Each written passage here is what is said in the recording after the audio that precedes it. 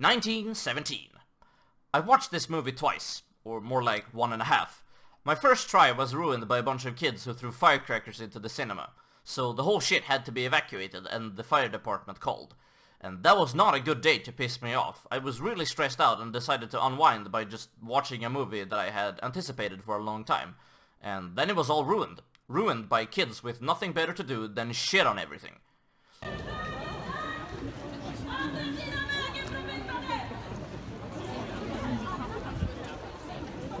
I later learned from two of my buddies who worked there that the whole incident cost them over 100,000 crowns in reimbursement, and that's over $10,000 for you Americans in ticket reimbursements alone. So that's not even accounting for the damages and the fire department's fee and all that.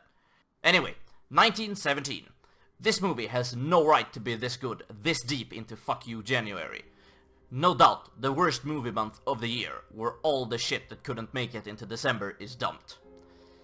So to summarize the plot, in April 1917, World War I is at its peak and two soldiers are ordered to cross no man's land to deliver a message to another battalion before they walk into an ambush. It's as simple as that. You get so sucked into it that when a shootout happens, you almost duck for cover yourself. Its whole gimmick is to try and make everything look like one long tracking shot with some sneaky cuts here and there. But the thing is though, it never felt like a gimmick. The first half of the movie is all in real time and you follow these soldiers along the whole ride, almost like you're a third soldier. Sam Mendes, the director, the same one from Spectre, which also featured a long tracking shot in its opening, and Roger Deakins was the cinematographer for both of these movies, and he's a master at his art. The editing is simply glorious, and you never see the cuts. When characters enter a dark room, it changes seamlessly. The way the camera pans, moves, and spins around, it's just...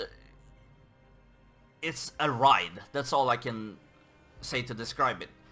Like, for example, the two characters, they try to cross no man's land, and there's a huge crater. The commander earlier mentioned that if you fall down, you're not gonna get back up. So that's like a real tense moment when they try to walk along the edge of it.